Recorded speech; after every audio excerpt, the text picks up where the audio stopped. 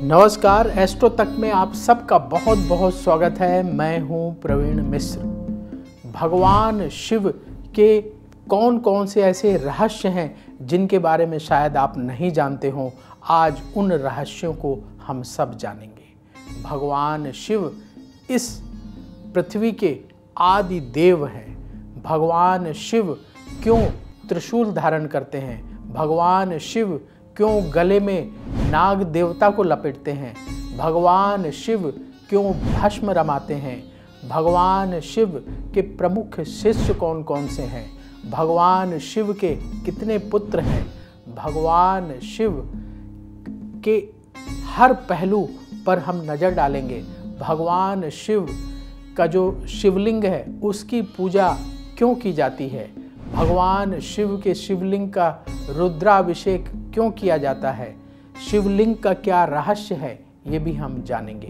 तो आज का कार्यक्रम बहुत महत्वपूर्ण है, धैर्य से सुनिएगा। भगवान शिव आप सब जानते हैं कि बहुत जल्दी प्रसन्न होने वाले देवता माने जाते हैं। भगवान शिव में पंच तत्व समाहित हैं: पृथ्वी, जल, अग्नि, वायु, आकाश। और ये पांचों जो तत्व हैं ये भगवान शिव में विद्यमान हैं। भगवान शिव को त्रिनेत्र कहा जाता है। 3 नेत्र हैं भगवान भोलेनाथ के। ये 3 नेत्र किस चीज का प्रतीक है? क्या ये 3 नेत्र ज्ञान, अंतर्दृष्टि और क्रोध के प्रतीक हैं? भगवान शिव की जटाओं से गंगा बहती है। भगवान शिव ने गंगा के वेग को अपनी जटाओं में रोका। भगवान शिव ने अपने गले में हलाहल विष को रोका। भगवान शिव ने हलाहल विष का पान क्यों किया? इतने सारे देवता थे लेकिन किसी ने पान नहीं किया, भोलेनाथ ने ही क्यों पान किया? और अपने योग बल से उसे गले में जो है भगवान शिव ने रोका। बासुकी नाग को भगवान शिव अपने गले में क्यों स्थान देते हैं? भगवान शिव भस्म ही क्यों रमाते हैं? और आपने देखा होगा कोई भी देवता भस्म नहीं रमाता है। भगवान शिव का जो त्रिशूल है वो किस चीज़ का प्रतीक है? भगवान शिव का जो डमरू है वो किस चीज़ का प्रतीक है? भगवान शिव का तांडव नृत्य क्यों जो है विनाश का नृत्य कहा जाता है? सृजन का नृत्य क्यों माना जाता है?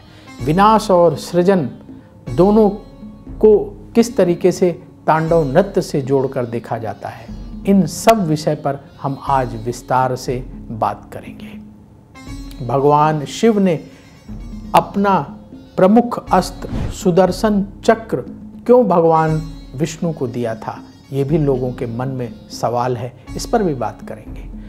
मुंड माला भगवान शिव क्यों धारण करते हैं?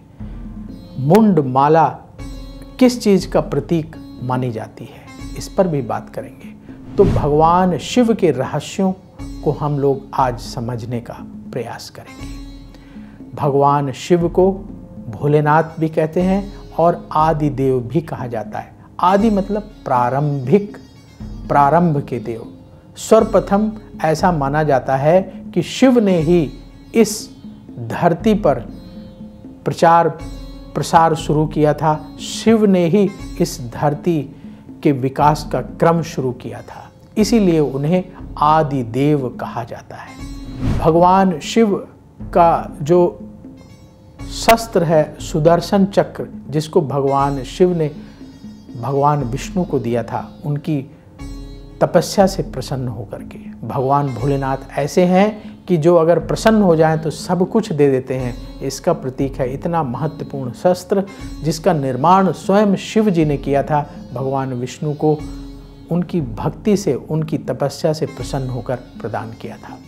इसके अलावा भगवान शिव के पास पिनाक नाम का धनुष और एक और चक्र था, भवरेंद्रु नाम का एक चक्र और था। पाशुपास्त्र भगवान शिव का अस्त्र है। त्रिशूल भगवान शिव का प्रमुख शस्त्र है। इन सभी शस्त्रों का निर्माण भोलेनाथ ने स्वयं किया था, इसीलिए भोलेनाथ को शक्ति और सामर्थ्य का प्रतीक देव माना जाता है। भगवान शिव अपने गले में वासुकी नामक नाग को स्थान देते हैं। वासुकी के बड़े भाई हैं शेषनाग, जिसमें भगवान विष्णु क्षीर सागर पर विश्राम करते हैं। भगवान शिव की पहली पत्नी है माता सती, और अगले जन्म में वही माता सती पार्वती के रूप में जन्म लेती हैं। उन्हीं को हम उमा के नाम से जानते हैं, उर्मी के नाम से जानते हैं, और वही सती आगे चलकर काली का रूप भी धारण करती हैं। भगवान शिव के पुत्रों में गणेश और कार्तिकेय जी को तो आप जानते ही हैं। उसके अलावा भगवान शिव के और भी पुत्र हैं, सुकेश, जलंधर, अयप्पा और भूमा। भगवान शिव के प्रमुख शिष्य कौन कौन से हैं, ये भी जिज्ञासा आपके मन में होगी। देखिए, भगवान शिव के शिष्यों की बात करें तो उनके प्रमुख शिष्यों में नाम आता है देवगुरु बृहस्पति का, विशालाक्ष का, शुक्राचार्य का, सहस्त्राक्ष का, महेंद्र का, पचेतस मुनि का और भरद्वाज मुनि का नाम आता है। इसके साथ ही गौर सीरस मुनि भी भगवान शिव के प्रमुख शिष्य माने जाते हैं। इन्हें भगवान शिव ने ज्ञान प्रदान किया, शिक्षा प्रदान की, और इन सब भगवान शिव के शिष्यों ने पूरी दुनिया का मार्गदर्शन किया। भगवान शिव के प्रमुख गण कौन कौन से हैं? भैरव, वीरभद्र, मणिभद्र, चंदीस, नंदी, श्रृंगी, भृगिरिटी, शैल, गोकर्ण, घंटाकर्ण, ये भगवान शिव के प्रमुख गण हैं। भगवान शिव ऐसे देवता हैं कि जो बहुत छोटी सी पूजा में प्रसन्न होकर दया कर देते हैं, लोगों की मनोकामनाओं को पूर्ण कर देते हैं। आज ऐसे भगवान शिव के बारे में हम जान रहे हैं। भगवान शिव के द्वारपाल कौन कौन रहते हैं? द्वार में हमेशा नंदी, स्कंद और भृंगी, ये हमेशा द्वार में रहते हैं भगवान शिव के। भगवान शिव के बारे में बहुत सारे विद्वानों ने अपने अपने विचार व्यक्त किए हैं। भगवान शिव के बारे में शिव पुराण में बहुत विस्तार से लिखा गया है। भगवान शिव ऐसे देवता हैं शिव पुराण के अनुसार, और जो हमारे विद्वानों ने जो अपने विचार दिए हैं अलग अलग पुराण पढ़ के, भगवान शिव ऐसे देवता हैं जो देवता और असुर दोनों को समान भाव से वरदान प्रदान करते हैं, यानी सबको समान दृष्टि से देखने वाले देव हैं भगवान शिव। भगवान शिव के दरबार में सबके लिए स्थान है। देवता और असुर जब दोनों भगवान शिव की शरण में जाते हैं, तब करते हैं, उनका पूजन करते हैं, तो भगवान शिव उन्हें वरदान देने में कोई भी भेद नहीं करते हैं। भगवान शिव को देवता और असुर दोनों प्रिय हैं। असुर, दानव, राक्षस, पिशाच, गंधर्व, यक्ष सभी भगवान शिव की पूजा करते हैं। आपने बिल्कुल सुना होगा कि भगवान शिव ने रावण को भी वरदान दिया था, और भगवान शिव ने भगवान राम को भी वरदान दिया था। भगवान शिव ने भस्मासुर को भी वरदान दिया था। भगवान शिव ने शुक्राचार्य जी को भी वरदान दिया था। भगवान शिव सबको हमेशा समान दृष्टि से देखते हैं, इसीलिए भगवान शिव का सभी देवताओं में सर्वोच्च स्थान माना जाता है। भगवान शिव को बड़े सरल तरीके से आप मना सकते हैं, उनकी पूजा कर सकते हैं। भगवान शिव का जो शिवलिंग है, उसका पूजन करने से, शिवलिंग भगवान शिव का प्रतीक है, और उसका पूजन करने मात्र से ही भोलेनाथ प्रसन्न हो जाते हैं। भगवान शिव को बहुत जल्दी आप सावन के महीने में पूजा करके रिझा सकते हैं, मना सकते हैं। भगवान शिव से अपनी मनोकामना निवेदन कर सकते हैं। ऐसा धर्म ग्रंथों में वर्णन मिलता है कि भगवान शिव ने एक गुफा बनाई थी। जिस भस्मासुर को भोलेनाथ ने वरदान दिया था प्रसन्न होकर के, वही भस्मासुर जब भगवान शिव को भस्म करने के लिए आगे बढ़ा, तो शिव जी चाहते तो उसे रोक सकते थे, लेकिन भोलेनाथ ने उसे रोका नहीं। भस्मासुर से बचने के लिए एक पहाड़ी में अपने त्रिशूल से गुफा बनाई और उस गुफा में जाकर छिप गए। ऐसे हैं भगवान भोलेनाथ। सब समर्थवान होने पर भी इस तरह से लीला करते हैं। और वो गुफा ऐसा माना जाता है, ऐसा धर्म ग्रंथों में वर्णन मिलता है कि त्रिकुटा नाम की पहाड़ी में स्थित है। और ये जो त्रिकुटा नाम की पहाड़ी है ये जम्मू से 150 किलोमीटर दूर है। और दूसरी गुफा के बारे में आप सब जानते हैं, अमरनाथ गुफा। अमरनाथ गुफा वो गुफा है जिसमें बैठकर भगवान शिव ने माता पार्वती को जो है अमृतत्व का ज्ञान प्रदान किया था, अमृतत्व की कथा सुनाई थी, इसीलिए उसे अमरनाथ गुफा का नाम दिया गया, अमरनाथ गुफा के नाम से जाना जाता है। तो ये दो गुफाएं भगवान शिव से जुड़ी हुई हैं। भगवान शिव के पैरों के निशान कहाँ कहाँ हैं? ऐसा ग्रंथों में वर्णन मिलता है कि भगवान शिव के पैरों के निशान कई जगह पर हैं। एक रतन दीप नाम की पहाड़ी है, वो श्रीलंका में है। उसकी चोटी पर श्रीपद नाम का मंदिर है जहाँ भगवान शिव के पैरों के निशान हैं। ये पद चिन्ह 5 फुट 7 इंच लंबे हैं और 2 फुट 6 इंच चौड़े हैं।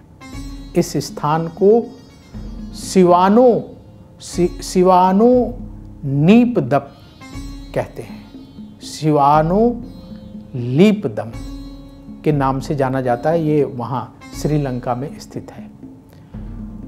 कुछ लोग इसे वहाँ जा कर के पूजा करते हैं। इस जो भगवान शिव का चरण चिन्ह है इसके दर्शन करते हैं। कुछ लोग वहाँ इसे आदम पीक भी कहते हैं। भगवान शिव का एक रुद्र पद है, वो भी बड़ा प्रसिद्ध है। ये तमिलनाडु के नागपट्टिनम जिले में स्थित है। यहाँ भगवान शिव का मंदिर है और वहाँ भगवान शिव का पद चिन्ह है जिसे रुद्र पदम कहा जाता है।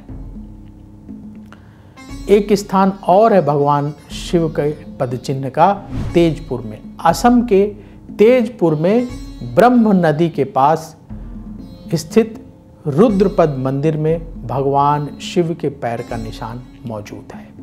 इसके साथ ही उत्तराखंड के जागेश्वर में जो है भगवान शिव के पद चिन्ह है। ये स्थान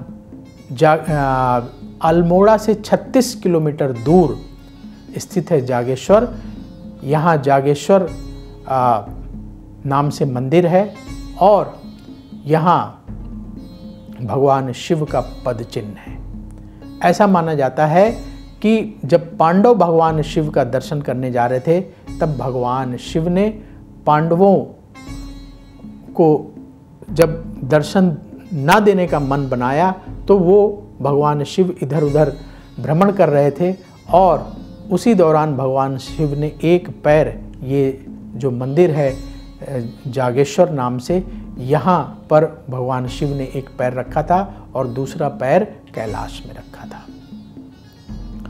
तो इस तरीके से भगवान शिव के ये कुछ पद चिन्ह हैं जो दुनिया के अलग अलग इलाकों में, श्रीलंका में है, भारत में है। भगवान शिव के कई अवतार हैं जिनमें से कुछ अवतारों के बारे में आप जानते हैं। वीरभद्र अवतार, नंदी, भैरव, महेश, अश्वत्थामा को भी भगवान शिव का अवतार अंशा अवतार माना जाता है। इसके अलावा हनुमान जी का, उन्हें भी रुद्रावतार कहा जाता है, भगवान शिव के अवतार हैं। दुर्वासा जी ऋषि जी को भी भगवान शिव का अवतार माना जाता है। इसके साथ ही भगवान शिव के कई अंशा अवतार भी हैं जिनके बारे में पुराणों में वर्णन मिलता है। भगवान शिव के बारे में हमारे अलग अलग पुराणों में अलग अलग कथाएं मिलती हैं और शिव पुराण में भी जो है भगवान शिव के बारे में विस्तार से वर्णन मिलता है। भगवान शिव का जो परिवार है उस परिवार में विरोधाभास होते हुए भी बड़ी एकता होती है और वो हमें बहुत अच्छे तरीके से इस जीवन को जीने का संदेश प्रदान करती है, शिक्षा देती है। भगवान शिव के जो पुत्र कार्तिकेय हैं उनका वाहन है मयूर और भगवान शिव के गले में कौन रहते हैं? वासुकी नाग। और नाग और मोर का बैर होता है। स्वभाव में नाग और मोर आपस में बैर भाव रखते हैं, दुश्मन मानते हैं। इसी तरीके से भगवान शिव के पुत्र गणेश का वाहन है चूहा, और आप जानते हैं सर्प और चूहे के बीच में भी बैर होता है, सर्प चूहे को खा जाता है। माता पार्वती का वाहन है शेर और शिव जी का वाहन है नंदी बैल। शेर बैल को खा जाता है, इनमें भी विरोधाभास है, लेकिन विभिन्नता होने के बावजूद भी भगवान शिव के परिवार में एकता है। सभी जो उनके परिवार के पुत्र हैं और माता पार्वती, सभी के वाहन मिलजुल करके रहते हैं, उनमें कोई भी शत्रुता का भाव नहीं दिखता है। इससे हमें ये संकेत मिलता है कि हमें जीवन में विभिन्न परिस्थितियों में विभिन्न तरह के लोगों के साथ मिलजुल कर रहना चाहिए। ऐसा शास्त्रों में वर्णन मिलता है कि भगवान शिव का वास कैलाश पर्वत पर है, वहां भगवान शिव विराजमान रहते हैं। भगवान शिव के बारे में कई पुराणों में वर्णन मिलता है। विष्णु पुराण में भी वर्णन है, हरिवंश पुराण में भी वर्णन है। हरिवंश पुराण के अनुसार कैलाश पर्वत पर कृष्ण ने भगवान शिव को प्रसन्न करने के लिए तप किया था। भगवान राम ने रामेश्वर में शिवलिंग की स्थापना कर उनकी पूजा अर्चना की थी, ऐसा हरिवंश पुराण में वर्णन मिलता है। त्रिदेव में प्रमुख देव हैं भगवान शिव। ब्रह्मा विष्णु महेश 3 देव माने जाते हैं, इसमें प्रमुख देव भगवान शिव को माना जाता है, ऐसा कई पुराणों में वर्णन मिलता है। वेदों में भगवान शिव को कई जगह रुद्र के नाम से संबोधित किया गया है। भगवान शिव की स्तुति में, भगवान शिव की प्रार्थना में बहुत सारी ऋचाएं वेदों में लिखी गई हैं। सामवेद और यजुर्वेद में भगवान शिव की स्तुति में बहुत सारी ऋचाएं लिखी गई हैं। भगवान शिव के बारे में उपनिषदों में भी बहुत अधिक वर्णन किया गया है। भगवान शिव के बारे में विस्तार से वर्णन आपको मिलेगा शिव पुराण में, स्कंद पुराण में और लिंग पुराण में। भगवान शिव का पूजन करने से भक्त इस जीवन में तो मुक्ति पाता ही है, मोक्ष को पाता भी है, अपने आगे आने वाले जीवन को भी, अपने आगे आने वाले जन्म को भी सुधार लेता है। ऐसे भगवान शिव हैं जो जन्म जन्मांतर के पापों को नष्ट करते हैं और हमें मोक्ष प्रदान करते हैं। भगवान शिव को संहार का देवता माना जाता है। भगवान शिव को संहार का देवता भी कहा जाता है। भगवान शिव को इस प्रकृति का देवता भी कहा जाता है। प्रकृति से सीधा कनेक्शन भगवान शिव का है। इसीलिए सावन का पूरा महीना भगवान शिव को समर्पित माना जाता है। भगवान शिव की कृपा से आप अपने जीवन में सब कुछ प्राप्त कर सकते हैं। भगवान शिव ऐसे कल्याण करने वाले देवता माने जाते हैं। भगवान शिव के भक्तों में भूत प्रेत पिशाच भी शामिल हैं, उनको भी भगवान शिव ने स्थान दिया है।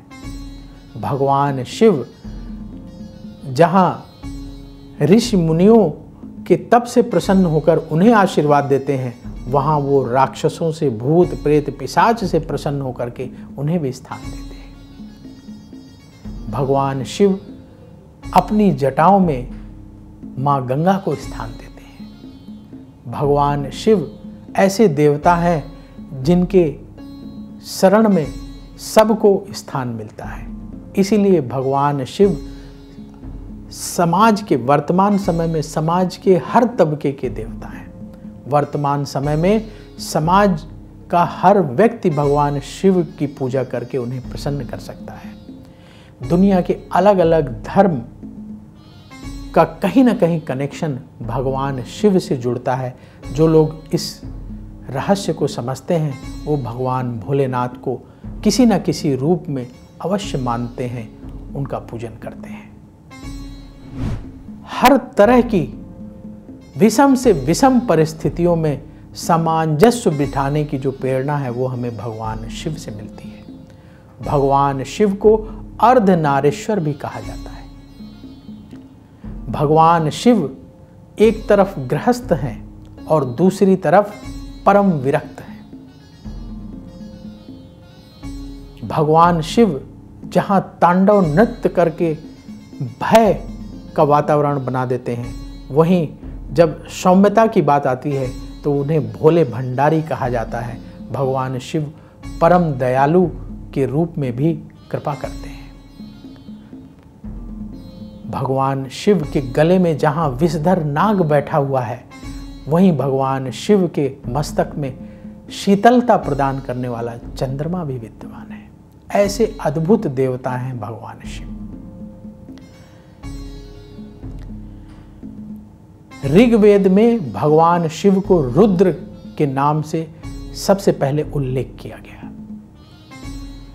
ऋग्वेद में भगवान भोलेनाथ को अंतर्यामी कहा गया। भगवान शिव के बारे में ऋग्वेद के साथ साथ और दूसरे वेदों में भी विस्तार से वर्णन किया गया है।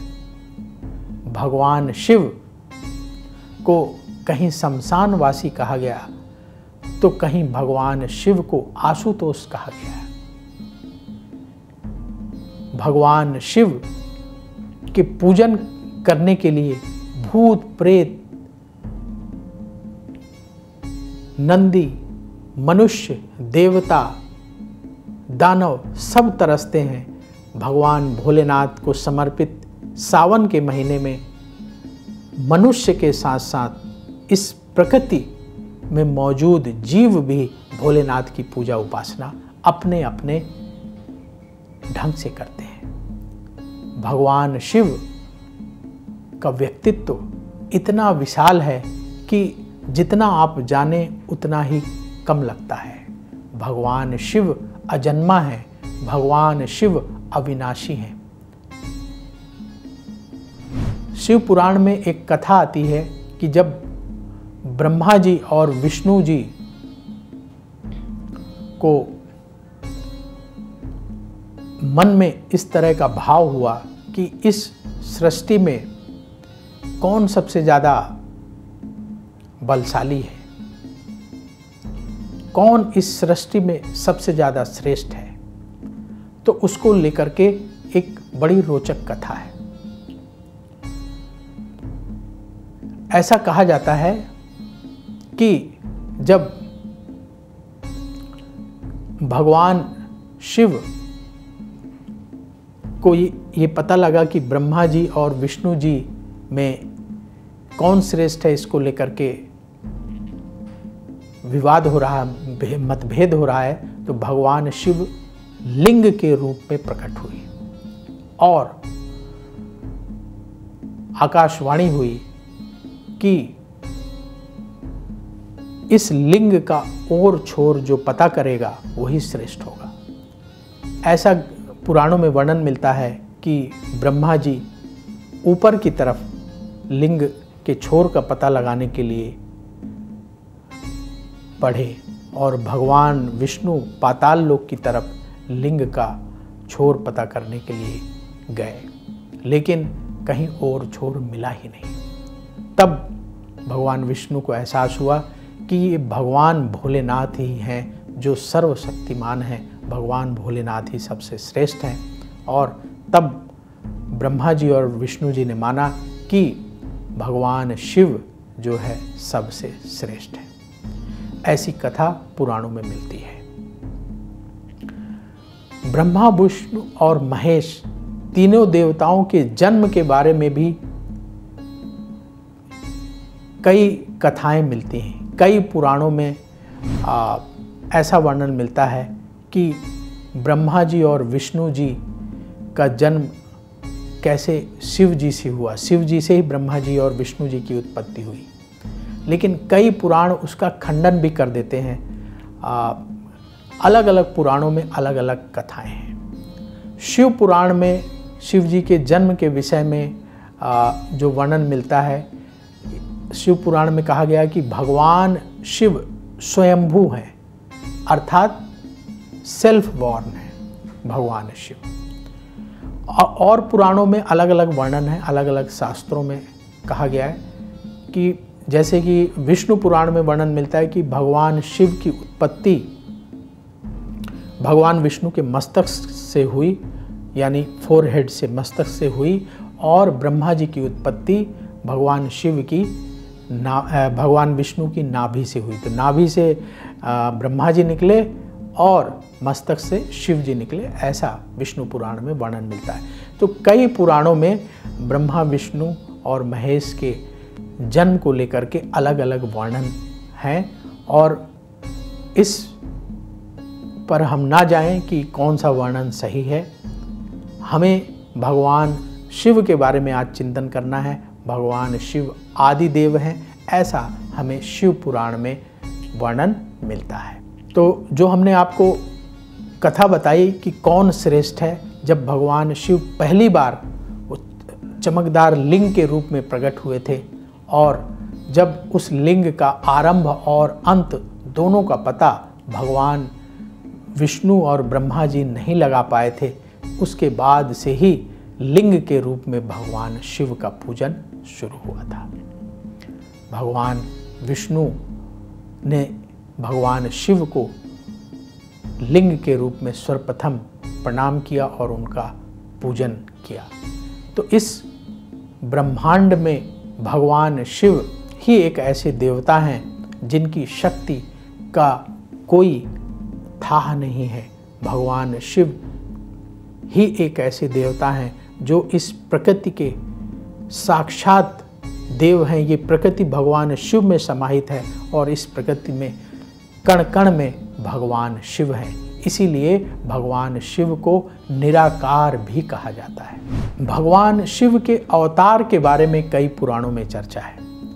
कुछ पुराणों में ऐसा वर्णन मिलता है कि भगवान शिव के 11 अवतार हैं। कूर्म पुराण के अनुसार जब सृष्टि उत्पन्न करने में ब्रह्मा जी को कठिनाई होने लगी, तो ब्रह्मा जी बड़े दुखी हुए। सृष्टि की रचना करते समय उनको दिक्कत हो रही थी, बड़े दुखी हुए। तो ब्रह्मा जी के आंसुओं से भूत प्रेतों का जन्म हुआ, और मुख से रुद्र उत्पन्न हुए। रुद्र को भगवान शिव का अंश और भूत प्रेत को भगवान शिव का गण कहा जाता है या सेवक कहा जाता है, ऐसा कूर्म पुराण में वर्णन मिलता है। तो हमने कहा कि अलग अलग पुराण में अलग अलग कथाएं हैं। भगवान शिव के बारे में अलग अलग पुराणों में अलग अलग कथाएं हैं, और भगवान शिव के अलग अलग अंशों के बारे में भी, जो भगवान शिव के अंश हुए हैं। जैसे अश्वत्थामा को भगवान शिव का अंश माना जाता है, हनुमान जी को रुद्र का अवतार माना जाता है। तो भगवान शिव के अवतारों के बारे में भी बहुत सारी कथाएं हैं। भगवान शिव के बारे में जो हमारे धर्म ग्रंथ हैं, वो ये संकेत देते हैं कि भगवान शिव से बड़ा देव इस धरती में और कोई नहीं है। भगवान शिव ही एक ऐसे देवता हैं जो इस धरती को प्रलय की ओर लेकर जाते हैं।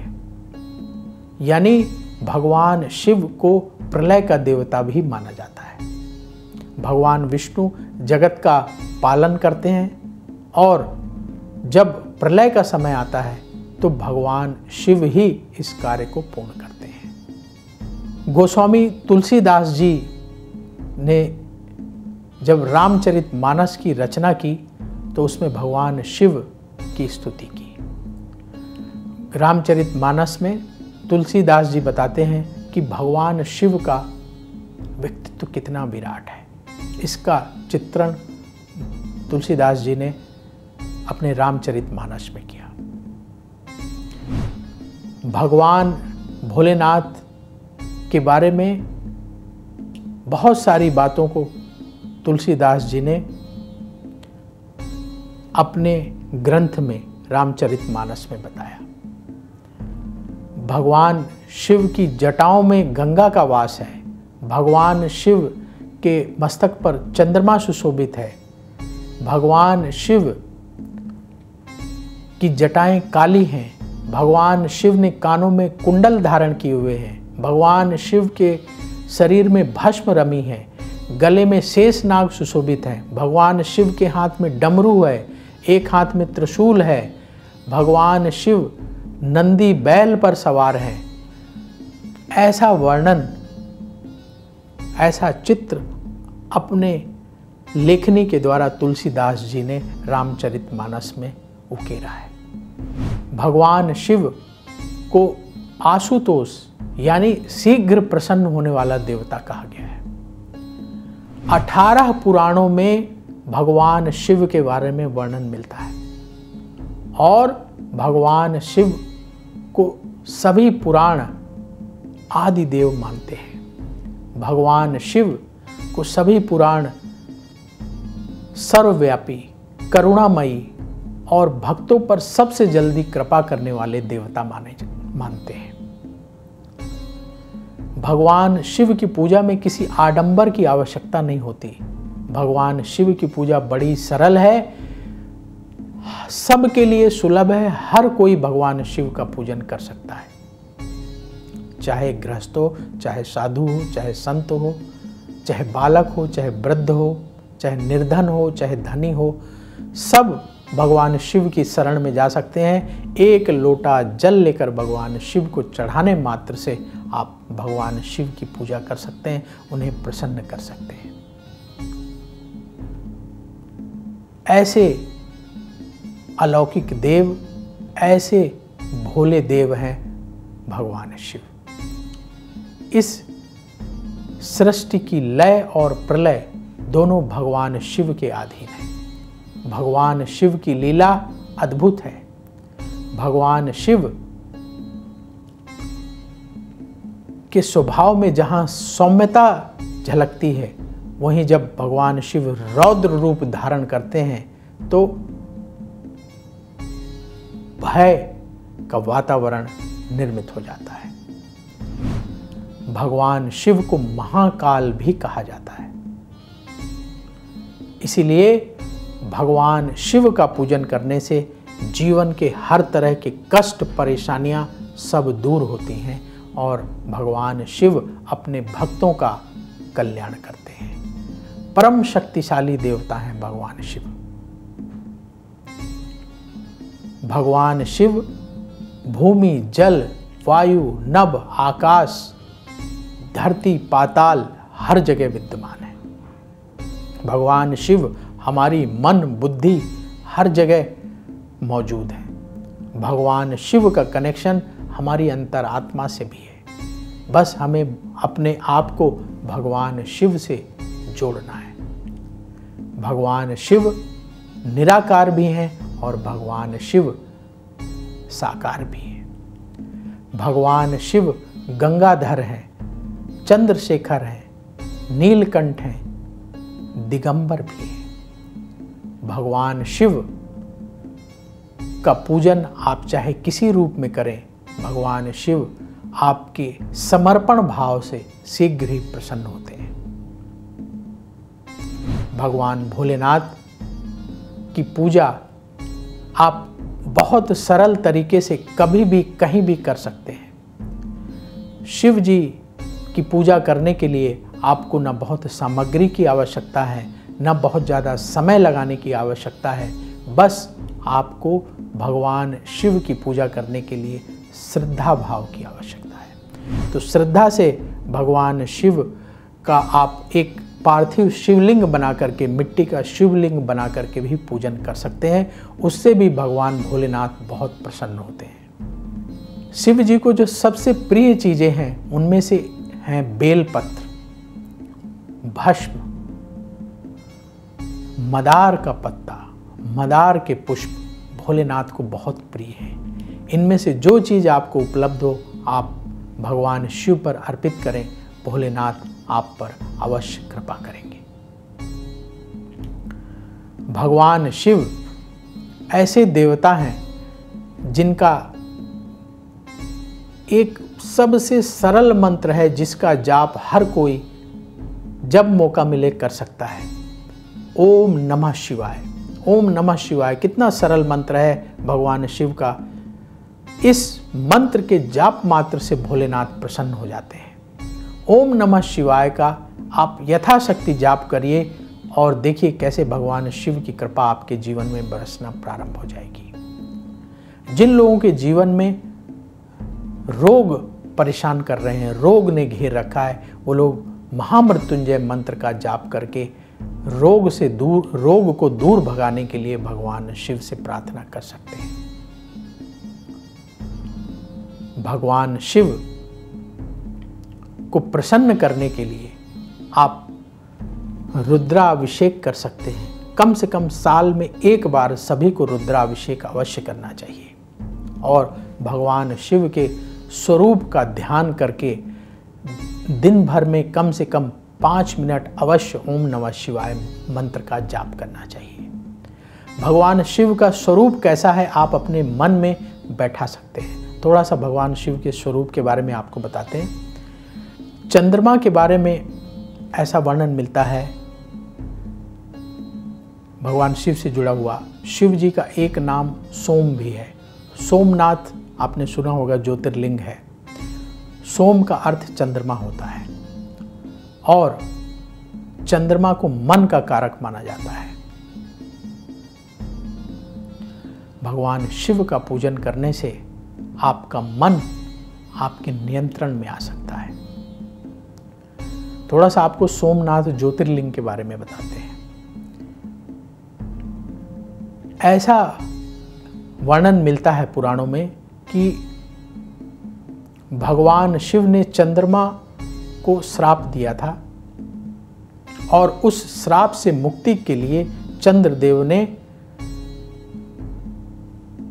सोमनाथ में भगवान शिव का पूजन किया था, शिवलिंग की स्थापना की थी और भगवान शिव का विशेष पूजन किया था। इसीलिए सोमनाथ का जो ज्योतिर्लिंग है वो प्रसिद्ध है। भोलेनाथ चंद्रमा की पूजा से प्रसन्न हुए और उन्हें वरदान दिया था कि इस ज्योतिर्लिंग को सोमनाथ के नाम से जाना जाएगा। सोम यानी चंद्रमा, चंद्रमा का दूसरा नाम सोम भी है। तो भगवान शिव ने चंद्रदेव को वरदान दिया था कि मैं आपकी तपस्या से प्रसन्न हूँ और आपको वरदान देता हूँ कि इस स्थान को सोमनाथ ज्योतिर्लिंग के नाम से जाना जाएगा। तो भगवान शिव अगर किसी को श्राप देते हैं और अगर वो भगवान शिव का पूजन करता है तो उससे प्रसन्न भी हो जाते हैं। तो भगवान शिव ने चंद्रमा को आशीर्वाद दिया और सोमनाथ ज्योतिर्लिंग के रूप में तभी से उस स्थान का महत्व बढ़ गया और वहाँ भगवान शिव की पूजा अर्चना की जाने लगी। अगर किसी को मानसिक परेशानी हो, मन में टेंशन रहती हो, कुंडली में चंद्रमा क्षीण हो, कमजोर हो, अस्त हो, तो आप सोमनाथ ज्योतिर्लिंग के दर्शन करें, भगवान शिव का पूजन करें तो भोलेनाथ की कृपा से चंद्रमा से आपको शुभ फल मिलने लगेगा। त्रिशूल के बारे में ऐसा ग्रंथों में वर्णन मिलता है कि ये भगवान शिव का अचूक अस्त्र है। भगवान शिव के त्रिशूल के आगे कोई टिक नहीं सकता दूसरा अस्त्र। त्रिशूल में अद्भुत शक्ति है। इसीलिए जब भी आप भगवान शिव की मूर्ति अगर कहीं स्थापित कराएं तो भगवान शिव का त्रिशूल अवश्य उसमें स्थापित करवाइएगा। ये त्रिशूल उदय, संरक्षण और लयभूत होने का प्रतीक माना जाता है। भगवान शिव के बारे में ऐसा माना जाता है कि भगवान शिव वर्तमान, भूत और भविष्य तीनों ही स्थिति में समान रूप से रहते हैं। इसीलिए उन्हें महाकाल कहा जाता है, यानी काल से भी परे हैं। तीन काल होते हैं ना, वर्तमान काल, भूतकाल, भविष्य काल। इन तीनों काल से परे भगवान शिव हैं। इस ब्रह्मांड के परम शक्तिशाली देवता भगवान भोलेनाथ हैं। भगवान शिव के वाहन नंदी के बारे में, भगवान शिव के वाहन नंदी को वृषभ भी कहते हैं, के बारे में पुराणों में विस्तार से वर्णन मिलता है। वृषभ यानी नंदी को भगवान शिव का प्रमुख वाहन कहा जाता है। वे हमेशा भगवान शिव के पास रहते हैं, इसीलिए आपने देखा होगा शिव मंदिरों में नंदी जी की मूर्ति अवश्य स्थापित की जाती है। वृषभ का अर्थ धर्म बताया गया है। मनुस्मृति के अनुसार वृषभो ही भगवान धर्मः। वेदों ने धर्म को 4 पैरों वाला प्राणी कहा है। 4 पैर कौन कौन से हैं? धर्म, अर्थ, काम और मोक्ष। महादेव इन 4 पैर वाले वृषभ की सवारी करते हैं। धर्म, अर्थ, काम, मोक्ष ये सभी भगवान शिव के अधीन हैं। ऐसा माना जाता है कि नंदी जी ने ही धर्म शास्त्र, अर्थशास्त्र, काम शास्त्र और मोक्ष शास्त्र की रचना की थी। गंगा को भगवान शिव ने अपनी जटाओं में क्यों धारण किया, आपने कथा सुनी होगी। इसका भी पुराणों में वर्णन मिलता है। ऐसा कहा जाता है कि जब स्वर्ग से धरती पर गंगा को उतारने का उपक्रम शुरू हुआ तो गंगा मैया का वेग इतना ज़्यादा था कि धरती माता उन्हें अपने धरती में लाने में समर्थ नहीं थी, उनके वेग को रोक पाने में समर्थ नहीं थी। ऐसी स्थिति में ऐसा कहा गया कि अगर इस वेग से गंगा मैया धरती पर गिरेंगी तो विशालकाय छिद्र हो जाएगा और गंगा मैया पाताल में समा जाएंगी। इसके समाधान के लिए देवता भगवान शिव के पास गए और भोलेनाथ ने अपनी जटाओं में गंगा को स्थान दिया। और पहले गंगा मैया भगवान शिव के जटाओं में आई, फिर वहाँ से एक लट भगवान शिव ने नीचे कर दी, उसमें से सौम्य रूप धारण करके गंगा मैया धरती पर उतरी। गंगोत्री नामक तीर्थ है जहाँ आप देखते हैं कि किस तरह से गंगा मैया का प्रवाह धरती पर होता है। भगवान शिव के 3 नेत्र हैं, इसलिए भगवान शिव को त्रिलोचन भी कहते हैं, यानी जिनकी 3 आंखें हों। ऐसा माना जाता है कि भगवान शिव का तीसरा नेत्र हमेशा जागृत रहता है लेकिन बंद रहता है। भगवान शिव जो भस्म लगाते थे उसका प्रतीक ये माना जाता है कि इस संसार में आपको हमेशा ये ध्यान रखना है कि इस संसार से एक ना एक दिन हमें छोड़ करके परलोक को जाना है। भस्म निरस्ता का बोध कराती है। भस्म मोह को भंग करती है। इसीलिए भगवान शिव ने भस्म रमा करके इस प्रकृति में मनुष्यों को ये संदेश दिया है कि हमेशा आप मोह के बंधन से दूर रहें। आप देखते हैं, आप अगर गए होंगे तो उज्जैन में जो महाकाल का मंदिर है वहाँ भगवान शिव की भस्म आरती की जाती है। पहले के समय में शमशान से भस्म आरती आती थी और फिर आरती की जाती थी। जो भस्म है उस भस्म से ये संदेश हमें मिलता है कि एक समय ऐसा आएगा, ऐसा काल आएगा जब सब कुछ प्रलय हो जाएगा, यानी समस्त जगत का नाश हो जाएगा। तो भस्म जो है हमेशा हमें ये संकेत देती है कि ये शरीर नश्वर है और आप अपना ध्यान, अपना उद्देश्य भगवान को प्राप्त करना है। भगवत प्राप्ति के लिए आप अपने जीवन को लगाएं। ये भस्म हमें संदेश देती है, हमेशा हमें नश्वरता का एहसास कराती है। भगवान शिव के धनुष पिनाक के बारे में कथा मिलती है कि पिनाक नाम का धनुष भगवान शिव ने स्वयं बनाया था। ये परम शक्तिशाली धनुष था। इसकी टंकार से हिमालय हिलने लगते थे, बादल फटने लगते थे। ये धनुष इतना शक्तिशाली था कि इसके एक तीर से त्रिपुरासुर की तीनों नगरियों को भस्म कर दिया गया था। पिनाक धनुष की शक्ति को देवता पहचानते थे। ऐसा वर्णन मिलता है कि जब राजा दक्ष ने यज्ञ में भगवान शिव को नहीं बुलाया और भगवान शिव को उनका भाग नहीं दिया और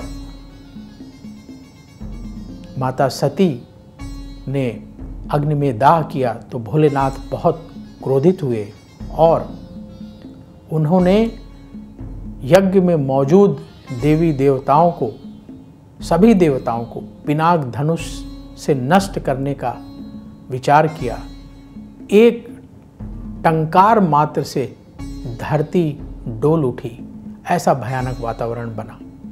तब भगवान भोलेनाथ के क्रोध को शांत करने के लिए देवताओं ने बड़े यत्न किए और जब भगवान शिव का क्रोध शांत हुआ तो वो धनुष भगवान शिव ने देवताओं को दे दिया था। देवताओं के राजा के पास वो धनुष सुरक्षित था। देवताओं के राजा उस समय थे देवराज, उनके पास ये धनुष था। ये देवराज राजा जनक के पूर्वजों में से निमि के ज्येष्ठ पुत्र थे देवराज, उनके पास ये धनुष था और ये शिव धनुष उनके पास धरोहर के रूप में सुरक्षित रहा और बाद में आगे चल कर के ये राजा जनक के पास पहुंचा। और इस धनुष के बारे में आप कथा आगे जानते हैं, रामचरितमानस में तुलसीदास जी ने भी लिखा है। इस धनुष को भगवान शिव ने स्वयं अपने हाथों से बनाया था। बहुत विशालकाय धनुष था और इसको उठाने की क्षमता किसी में नहीं थी।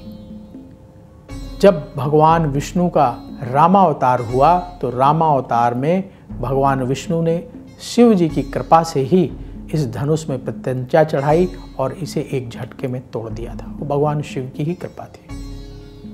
भगवान शिव के चक्र के बारे में अलग अलग पुराणों में अलग अलग कथाएं मिलती हैं। चक्र आप जानते हैं छोटा सा अस्त्र होता है लेकिन बहुत ही अचूक और शक्तिशाली अस्त्र माना जाता है।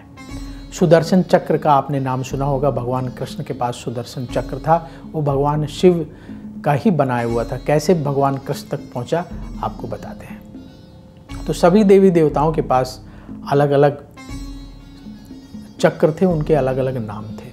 शिव जी के पास जो एक चक्र रहता है हमेशा, उसका नाम भवरेंद्रु है। भगवान विष्णु के पास जो चक्र रहता है उसका नाम है कांता चक्र। और अलग अलग देवियों के पास भी उनके चक्र होते हैं। सुदर्शन चक्र के बारे में कथा मिलती है कि जिसे भगवान कृष्ण ने द्वापर युग में धारण किया था, उससे जुड़ी हुई कथा मिलती है कि सुदर्शन चक्र का निर्माण भगवान शिव ने स्वयं किया था। और कई ऐसे ग्रंथ हैं जिसमें ऐसा वर्णन मिलता है कि निर्माण के बाद, इस चक्र का निर्माण करने के बाद भगवान शिव ने इसे भगवान विष्णु को दिया था। इस सुदर्शन चक्र को भगवान विष्णु ने ज़रूरत पड़ने पर माता पार्वती को दिया था और माता पार्वती ने इसे परशुराम जी को दिया था और परशुराम जी ने इस सुदर्शन चक्र को भगवान कृष्ण को दिया था। तो ऐसा सुदर्शन चक्र के बारे में कथा मिलती है। भगवान शिव को नीलकंठ क्यों कहा जाता है? भगवान शिव को सावन के महीने में सबसे ज़्यादा जल चढ़ाने के लिए क्यों कहा जाता है? इसके बारे में भी कथा पुराणों में मिलती है। ऐसा कहा जाता है जब देवताओं और दानवों ने मिल करके समुद्र मंथन किया तो उसमें से बहुत सारे रत्न निकले और उसी क्रम में हलाहल विष भी निकला। उस विष को देख करके सभी देवता घबरा गए और समझ में नहीं आ रहा था देवताओं को कि इस विष को कैसे रोका जाए। ये विष धीरे धीरे पूरे ब्रह्मांड में फैल रहा था।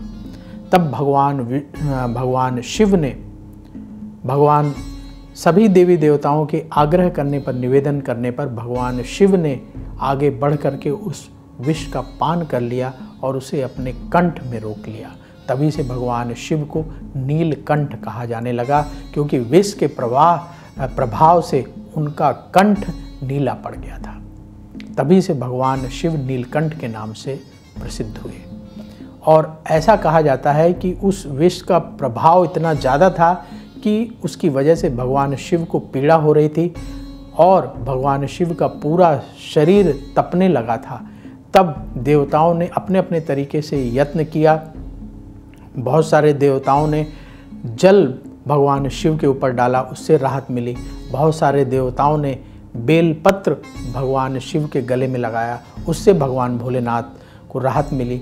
और इससे भगवान शिव बड़े प्रसन्न हुए और उन्होंने देवताओं को आशीर्वाद दिया।